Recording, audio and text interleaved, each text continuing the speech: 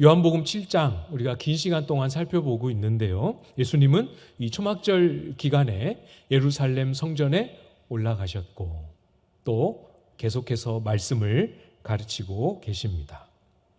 계속 반복하여 강조하여 말씀하십니다. 예수께서 행하시는 모든 이적과 가르침이 하나님께로부터 온 것임을 말씀하고 계시죠.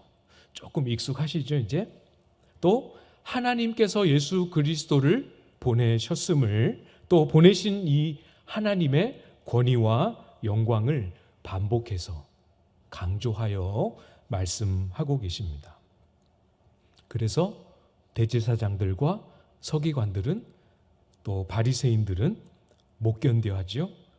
예수는 나사렛에서 자란 목수이지 그리스도가 아닌데, 이 마음을 가지고, 그런데 놀라운 권위를 가지고 스스로 그리스도다라고 말씀하시는 걸 보니 너무너무 싫은 거죠.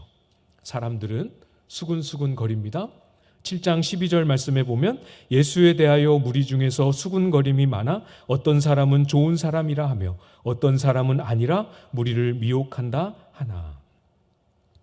또 유대인들은 어떻습니까? 이미 예수님을 잡아 죽일 계획을 알고 공공연히 이 사실을 말하고 다니고 있습니다. 성전에 있던 대제사장들과 바리새인들은 사람을 보내서 예수님을 체포할 시도도 했었지요. 그러나 아직은 때가 아니기 때문에 예수님에게 손을 댈 수 없었다. 성경은 이렇게 말씀합니다. 왜 아직 때가 아니었을까요? 왜 아직 하나님의 때는 이르지 않았을까요? 여러 가지 의미가 있지만 31절 말씀해 보시면 무리 중에 많은 사람이 예수를 믿고 말하되, 그렇습니다.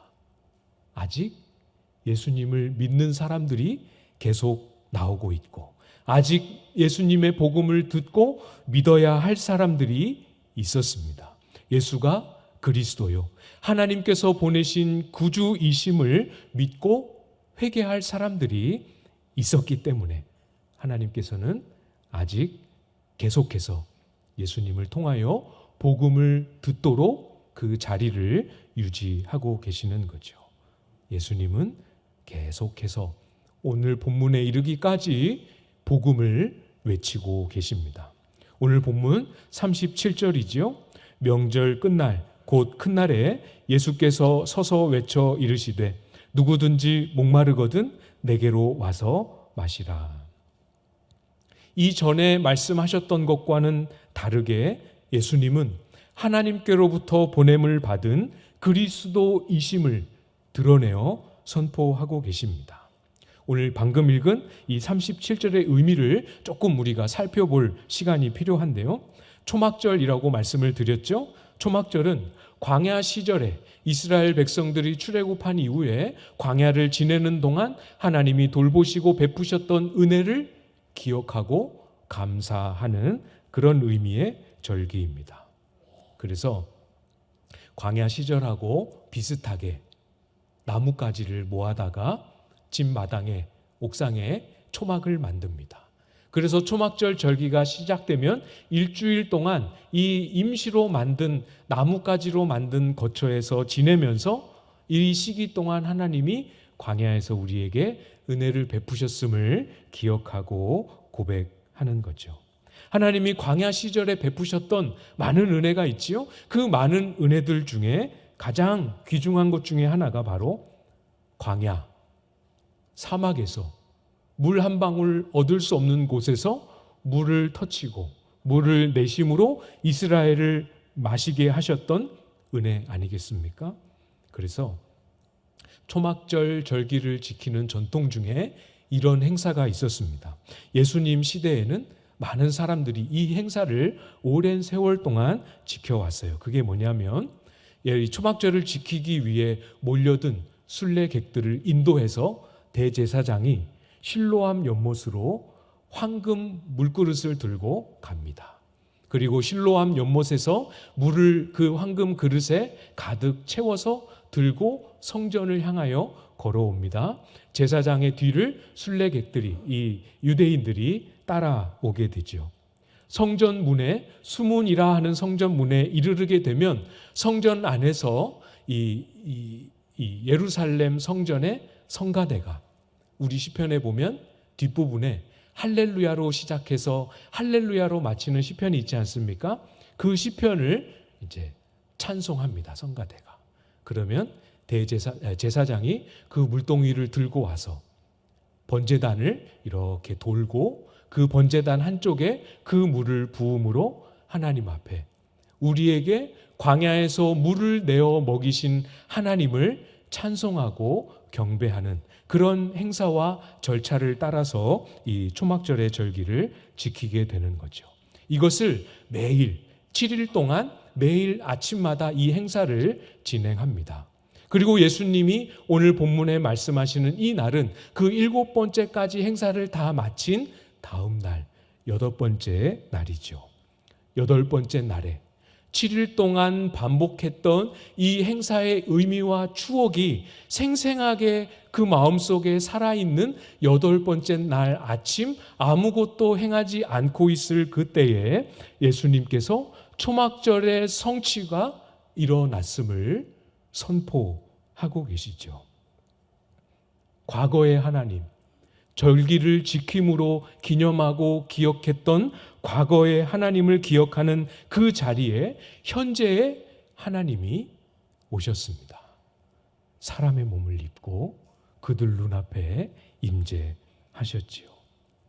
광야에 이스라엘에게 물을 내심으로 그 백성을 돌보시고 책임져셨던 그 하나님이 지금은 더 온전하고 완전하고 새로운 물을 주시겠다 선포하시며 그들 앞에 임하셨습니다. 그게 37절의 의미이죠.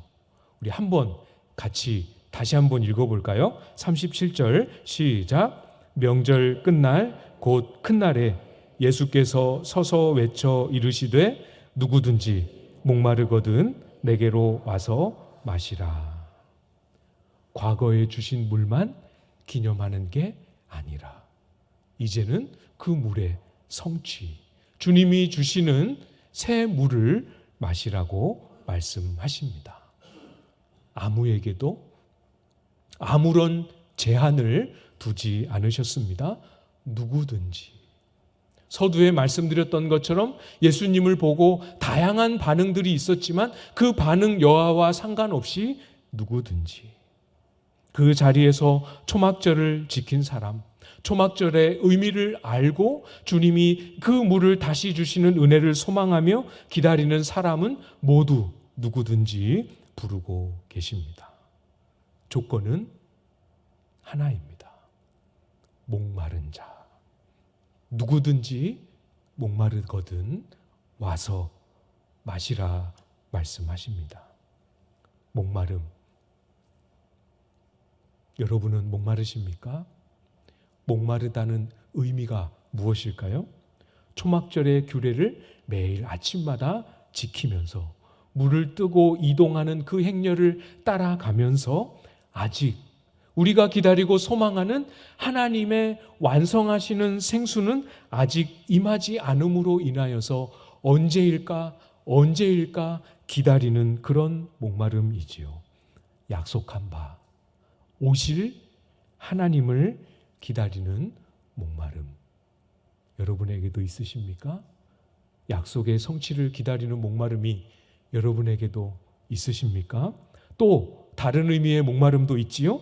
인간은 그 존재 자체가 하나님 아니고서는 목마를 수밖에 없습니다.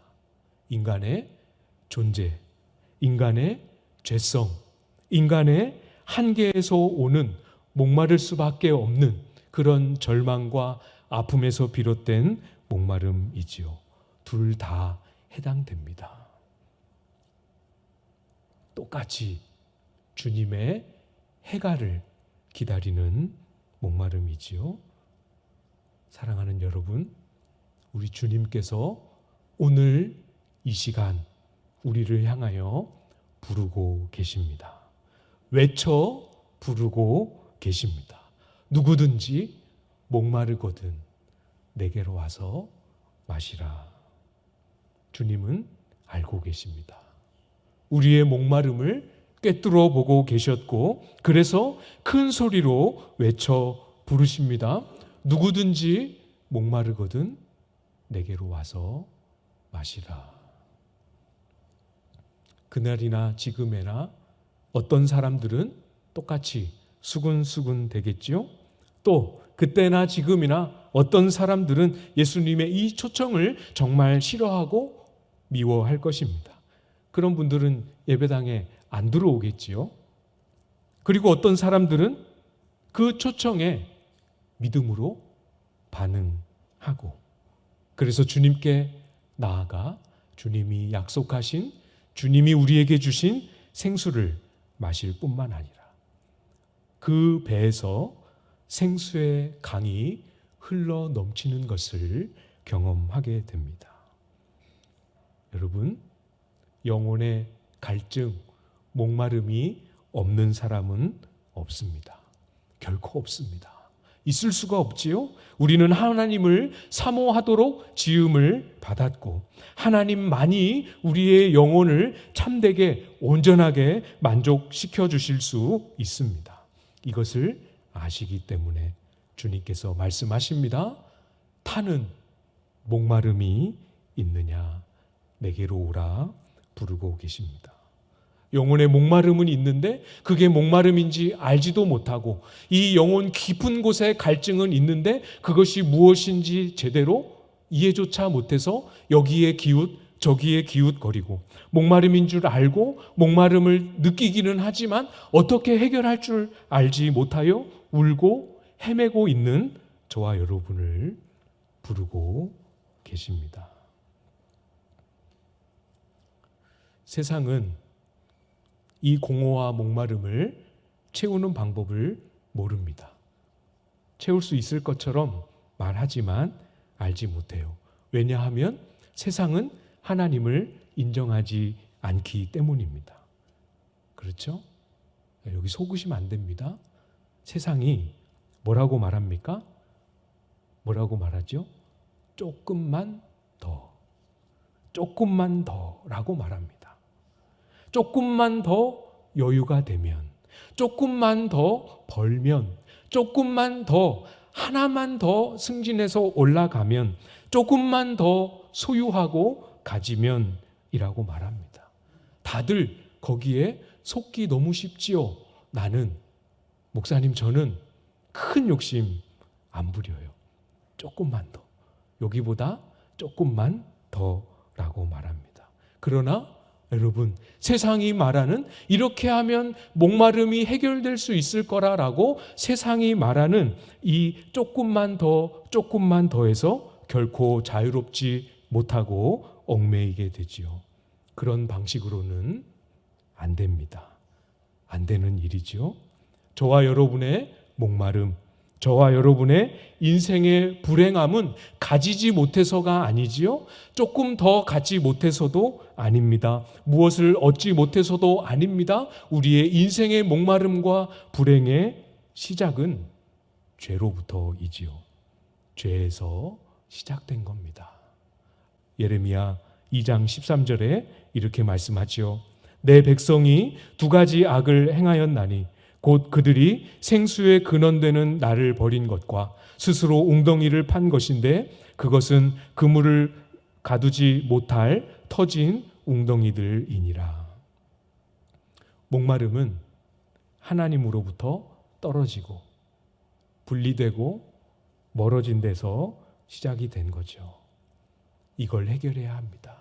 이것을 성경은 죄라고 말씀하지요.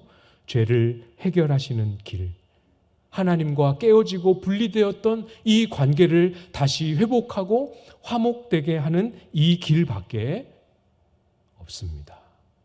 우리의 목마름을 해결하는 유일한 길이지요. 누가 저와 여러분의 죄를 해결하시고 없이 하셨습니까? 우리를 대신하여 십자가에 죽으신 예수 그리스도이십니다. 우리를 위하여 대신 죽으신 주님께서 말씀하고 계시죠. 나를 믿으라. 사랑하는 여러분, 예수 그리스도를 믿으십시오. 예수님을 믿고 죄 사함을 받으십시오. 그러면 그 배에서 생수의 강이 흘러나오게 하실 것입니다.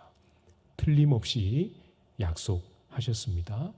예수 그리스도를 믿으십시오. 38절이죠.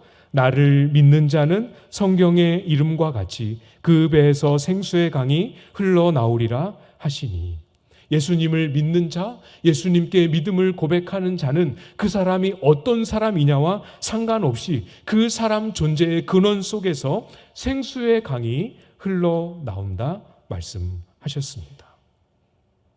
그 속에서 생수가 강물처럼 흘러나옵니다.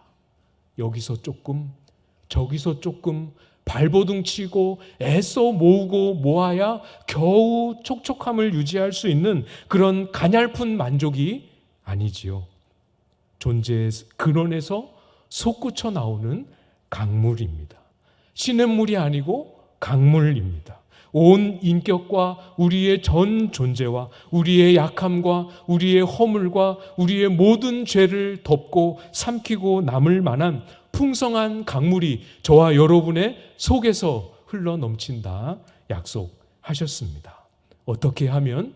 예수 그리스도를 믿는 자에게. 이 생수의 강, 이것이 무엇입니까? 성령이죠. 성령의 충만함이지요. 39절 말씀입니다. 이는 그를 믿는 자들이 받을 성령을 가리켜 말씀하신 것이라. 예수께서 아직 영광을 받지 않으셨으므로 성령이 아직 그들에게 계시지 아니하시더라. 영광을 받으신다, 이것은 예수님께서 십자가를 지신 후에 부활하시고 승천하심을 의미합니다. 그래서 예수님께서 요한복음 20장에 보면 부활하여 영광을 얻으신 후에 제자들에게 찾아오셔서 또 말씀하십니다. 이 말씀을 하시고 그들을 향하사 숨을 내쉬며 이르시되 성령을 받으라. 예수님께서 승천하십니다. 사도행전 2장에 보면 약속하신 대로 예수님이 승천하신 후에 성령께서 오순절에 강림하시게 됩니다. 그리고 그 이후로부터는 사도들이 예수 그리스도의 이름을 전할 때마다 성령을 선물로 받는 역사가 일어나게 되지요. 베드로가 이르되 너희가 회개하여 각각 예수 그리스도의 이름으로 세례를 받고 죄 사함을 받으라. 그리하면 성령의 선물을 받으리니.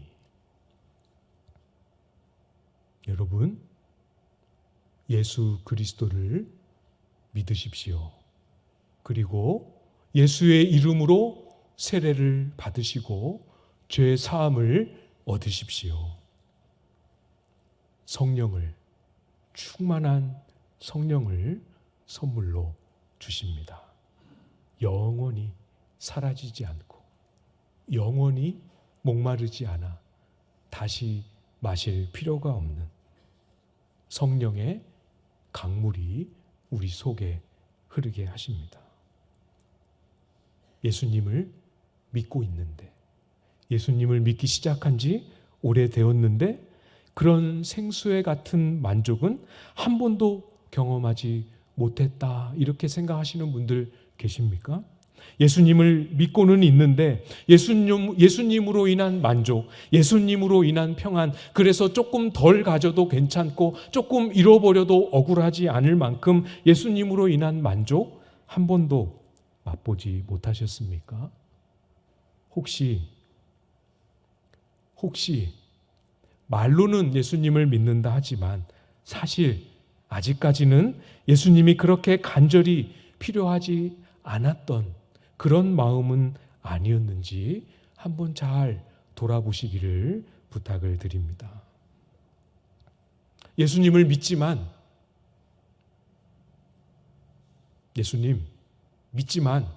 지금은 좀 가만히 계셔 주시고 나중에 제가 천국 갈 때 다 되면 그때 오셔서 천국 가는 길만 좀 안내해 주시면 좋겠습니다.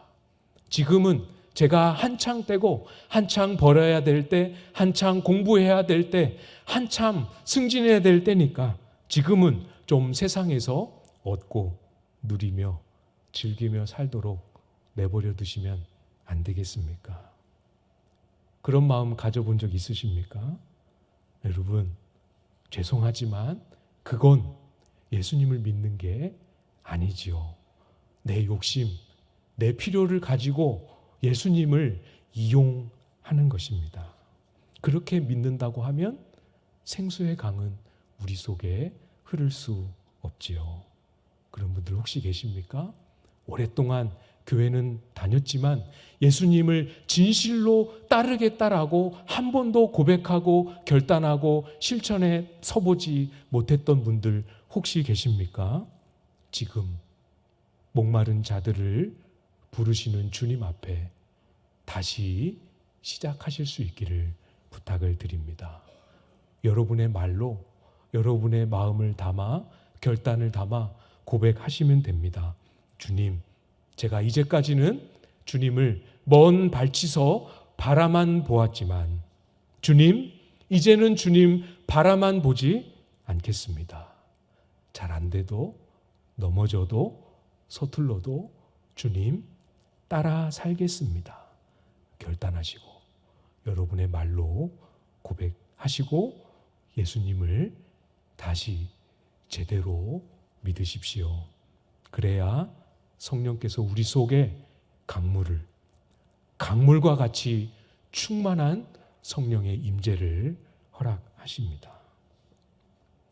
여기 계신 분들 중에 훨씬 더 많은 분들은 예수님을 신실하게 믿고 그 믿음 속에서 그 믿음의 열매로 주님이 약속하신 바를 우리 가운데 제 속에 이루어 주시기를 하나님의 임재와 성취하심과 완성의 그날을 기다리는 그런 목마름을 가지신 분들도 많이 계시죠. 똑같이 부르고 계십니다. 저에게도 여러분에게도 넘쳐 흘러야 할 생수의 강은 성령의 충만함이지요. 성령의 충만함입니다. 성도다우려면 묵상 훈련도 받고 묵상도 열심히 해야 되지요. 기도에도 안 빠지고 잘 오셔야 합니다. 양육도 잘 받아야 합니다. 예배도 잘 드리고 목장 모임도 잘 참여하고 섬겨야 합니다. 이 모든 것들이 하나도 빠짐없이 이외에도 더 많은 것들이 필요하지만 그 무엇보다 주님을 믿는 자에게 주시는 성령의 생수의 강, 이것이 있어야 하지요. 성령의 충만한 임재가 저와 여러분에게 제일 첫 번째 되는 필요입니다. 예수님께서 누가복음 11장 11절부터 13절에 이르기까지 이렇게 말씀하셨습니다. 너희 중에 아버지 된 자로서 누가 아들이 생선을 달라 하는데 생선 대신에 뱀을 주며 알을 달라 하는데 전갈을 주겠느냐? 너희가 악할지라도 좋은 것을 자식에게 줄 알거든 하물며 너희 하늘 아버지께서 구하는 자에게 성령을 주시지 않겠느냐 하시니라. 구하는 자에게 성령을 충만하게 주시기를 원하시는 하나님 아버지의 마음 분명하죠? 우리에게 성령을 주기를 원하시는 아버지 마음 앞에 간구하십시다. 교회의 영광은 사람의 어떠함으로 만드는 게 아니에요. 어떤 사람이 모였는지와는 상관없습니다. 누구든지 이렇게 말씀하셨잖아요. 교회의 영광은 여기에 충만하게 임재하시는 성령의 충만함에서 만들어지는 신령함, 이것이 교회의 영광입니다. 성령께서 저의 속에, 여러분의 개인 속에, 그리고 우리의 모든 모임과 교회 속에 충만하게 임하시고 성령께서 충만하게 운행